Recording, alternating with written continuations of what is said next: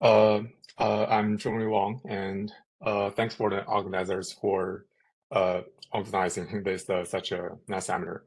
And today I'm going to talk about the multi-step data explanation algorithm for multi-layer flow fields. And this is a joint work with Nan Chen, Professor Nan Chen, who is my PhD advisor, and Qi Di, who is the professor in Purdue University.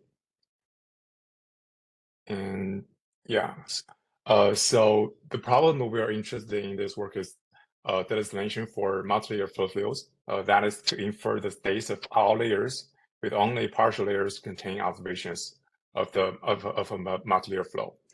So one example is that we have some observations on the ocean surface. For example, we can have drifters floating with the ocean currents, or have the satellites and radars, which can have observations of the ocean temperatures or the ocean currents.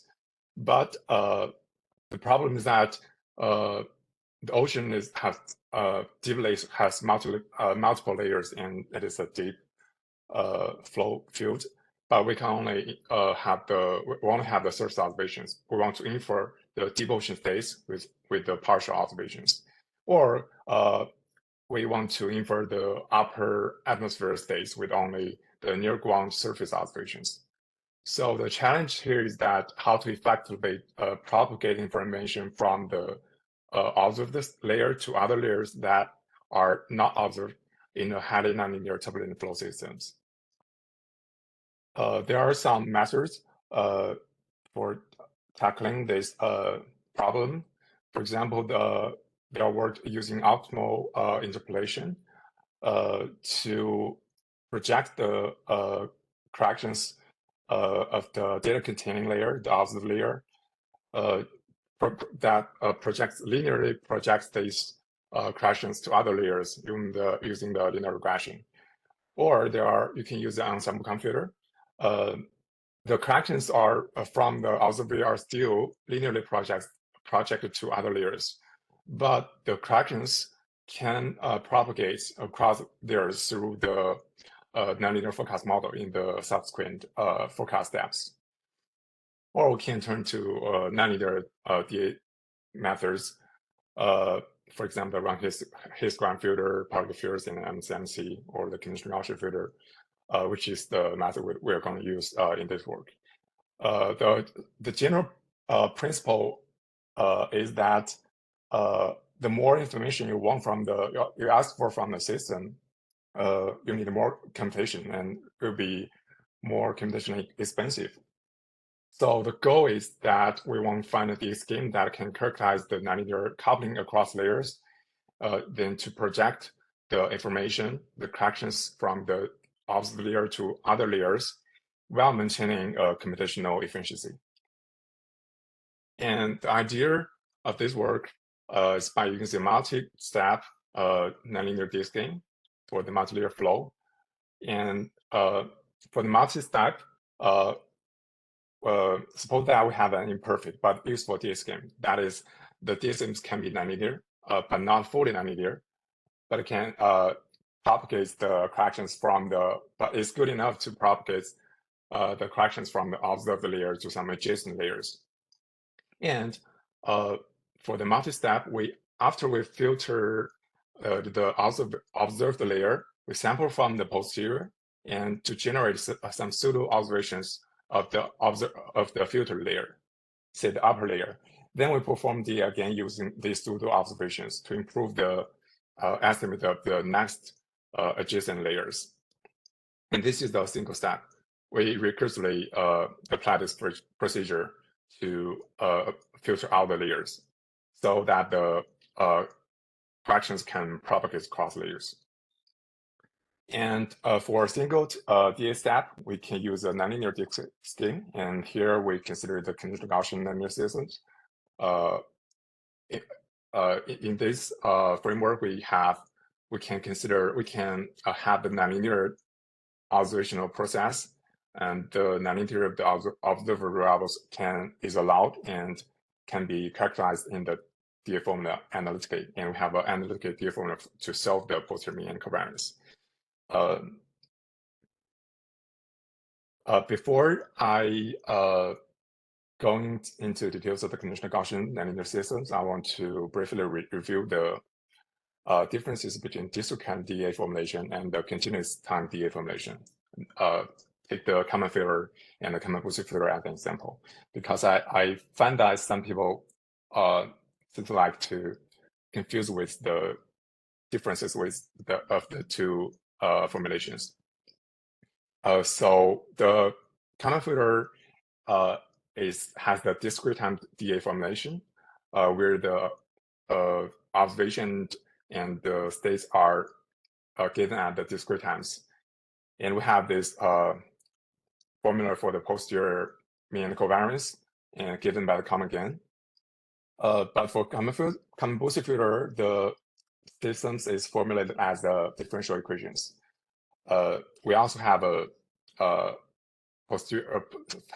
equation for solving the posterior mean covariance, but the formula is also is in a differential equation form. So what's the connection or difference between these two formulations? Can we just simply take the discrete time set approaches to 0 to get a common boosted filter from the common filter, or simply describe the common boosted filter to get a common filter? The answer is no. If we look at the increments of the observation, namely the y n plus 1 minus yn,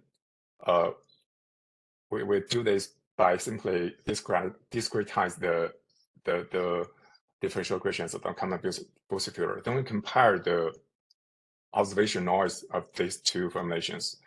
We can observe that the observation noise of common filter doesn't go to 0 as the time step goes to 0, unlike the common boosted filter. So in fact, the common booster only looks like the common filter in the integral sense, where you integral at some time interval delta t, and where the observation increments of common boosted filter becomes the observations of common filter. So if we're solely looking at y, the y in common filter is very different from the y in common boosted filter, because the observation noise in common filter does not accumulate over time. It's independent of the underlying dynamics of x, while the observation noise in common boosted filter gets involved in the dynamics of y. So what I want to say here is that the observation noise in common boosted filter is different from the so-called observation noise in common boosted filter. We better call the former one as the measurement error, and the latter one in common boosted filter is more like an observation or model noise. So we need to distinct between these two concepts to avoid confusion. And the conditional Gaussian nonlinear systems is just a generalization to the common boosted filter, where the notation has changed a little bit from xy to u1, u2, but still the u1 is the observed variables and u2 are hidden variables. But here the coefficients of u1 can be nonlinear functions depending on u1. So the whole system can be highly nonlinear, and the marginal distribution of u1 can be strongly non-Gaussian. But if we are given the trajectory of u1 fully observed, then the conditional distribution given of u2 given u1 is still conditional Gaussian, and we can still have the analytic formula to solve the posterior mean and covariance. And that's the point of the conditional Gaussian nonlinear systems. And the conditional Gaussian nonlinear systems had a lot of examples of system which belongs to this family. For example, the noisy Lorentz models in the Boston-Hastings equation and rotating shallow water equations. And so the method the multi-step nonlinear DA, we based on the conditional Gaussian nonlinear systems. To set up the problem, we consider the a tracer, the observation to be tracer locations, and the tracer is driven by the surface layer of the flow. So here x the x are xy are observed position of the tracer, and the flow is described by the by v of the, which is the velocity field. The goal is to infer all layers of the flow with only the surface layer observations, surface layer tracer observations. And this is a typical case of the Lagrangian DA, where you have observations moving with the flow. You don't, in contrast to the older DA, you only have the you only have the observation fixed at the position. So this introduced more challenges, as the observation process in Lagrange DA is inherently nonlinear, even with the linear flow model. And for the multi-step, we'll go through how it works and why it works. So we consider a two-layer flow. We'll only have two layers. Consists of the V1 and V2 of the upper layer and the lower flow velocity. And our goal is to find the posterior the V1 and V2 given the tracer positions of x. So the first DA step is just to solve the first surface layer flow posterior, the PV1 given x, a time trajectory of x. Then after find the surface layer flow posterior, we sample from the posterior to get a pseudo observations of upper layer flow. Then we use these pseudo observations to get the posterior of the second layer. The second layer posterior, PV2 given x,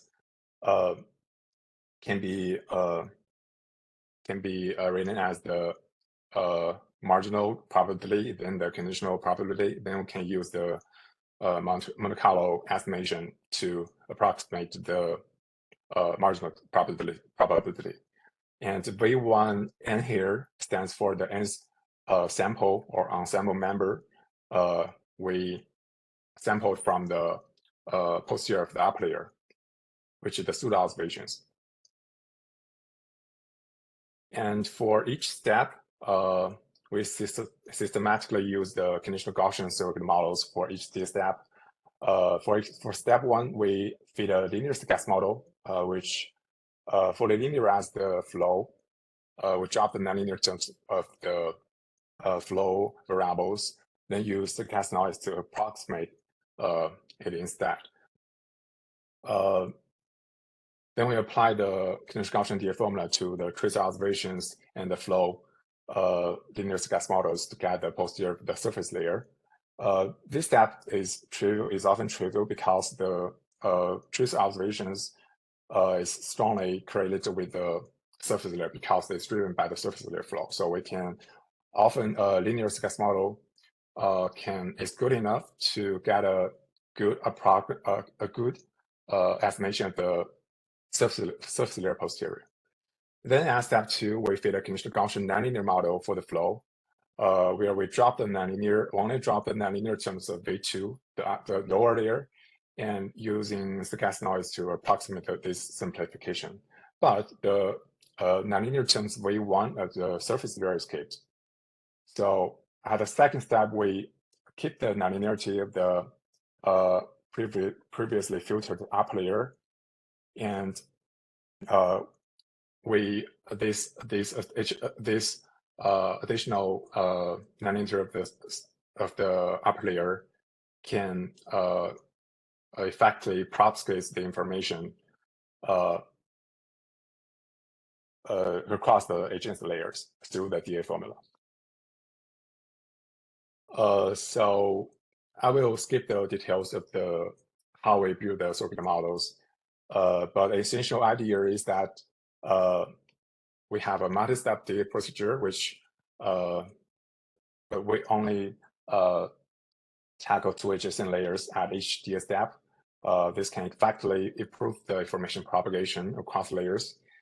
And for each DA step, we use the conditional Gaussian nonlinear circuit models, which allows nonlinearity of the tracer or upper layer flow in the DA step, and the nonlinearity is characterized by the DA analytical DA formula for the posterior mean covariance.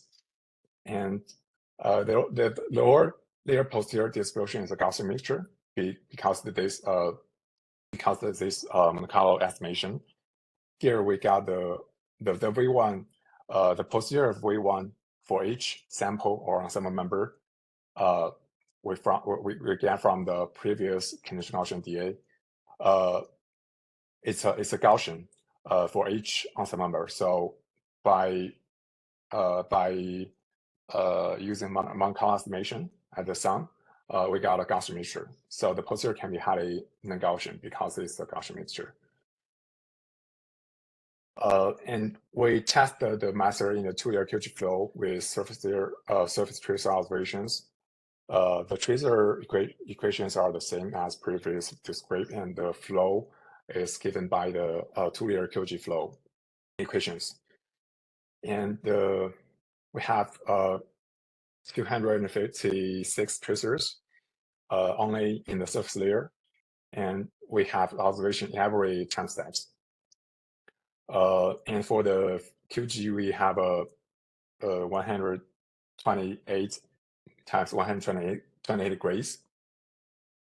And for the multi-step conditional Gaussian DA, we only we truncated the spectral modes. We use spectral decomposition here in the reduced order model, and we only keep the about 797 modes in total.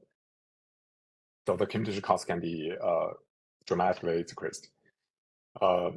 And we also, because we are using the conditional Gaussian formula, the formulation here, this is essentially a continuous time DA formulation.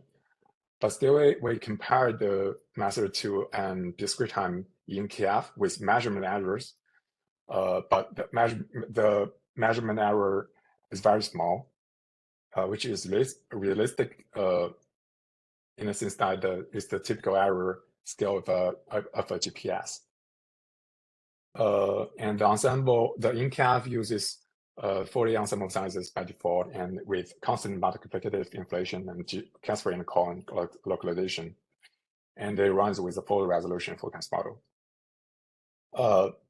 But one thing you need to notice here is that under this setup with sparse, highly accurate observations, the ENKF is unstable. It faces the what is called the catastrophic filter divergence, where if the observations are highly accurate with small measurement errors, and if it's sparse, the whole system scattered with the filter can be unstable and diverges sometimes. But anyway, we compared to the ENKF with measurement errors. And this is the... Zhongrui, sorry to interrupt, but if you can maybe wrap it up quickly, that would be great for questions. Thank you. Okay. So the results, we compared the one-step method to the multi-step. You can see that we get decreased errors by incorporating the additional nonlinearities of the lower layer. And yeah, we can have the non-Gaussian posteriors given by the Gaussian mixture. And compared to the ENKF, the multi-step method gets lower errors with and also fewer computational costs. And also I'll have some sensitivity tests to this method. And for the computational cost, this method is linear to the ensemble size, and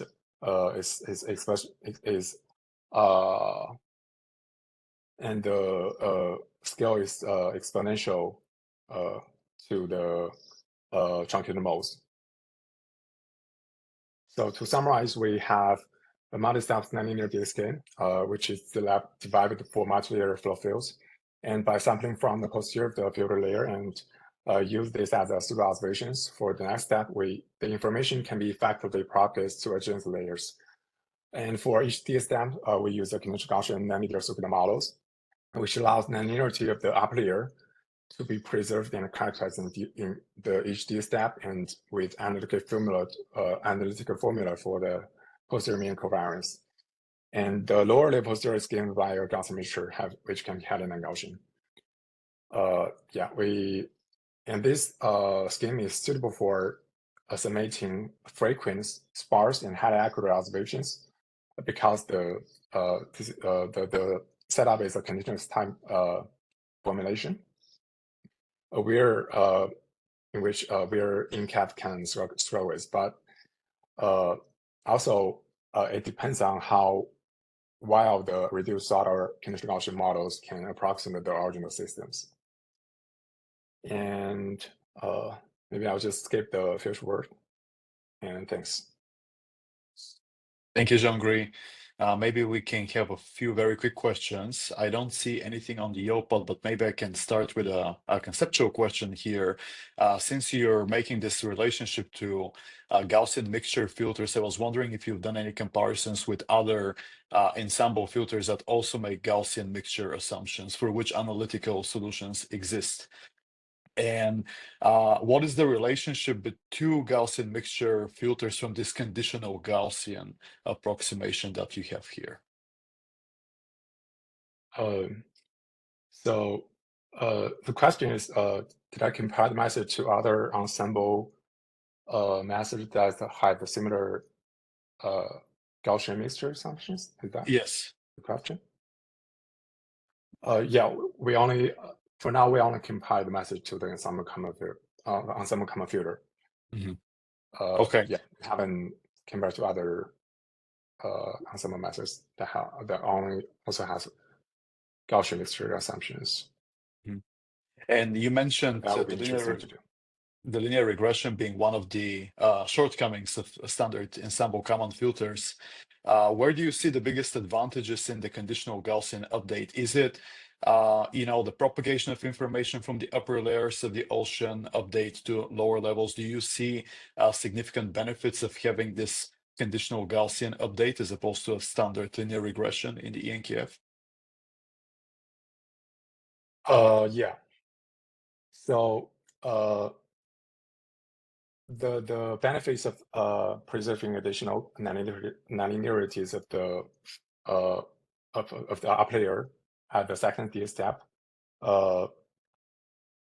is compared to the linear scads model which just essentially the common filter, similar to the common filter, which filter the whole outliers at one step by the linear regression. But as like I mentioned, the benefits of InCAF is that although it projects the corrections from the data containing layer to other layers by linear regression at the DA step, the corrections can propagate with the subsequent forecast with the nonlinear forecast models. So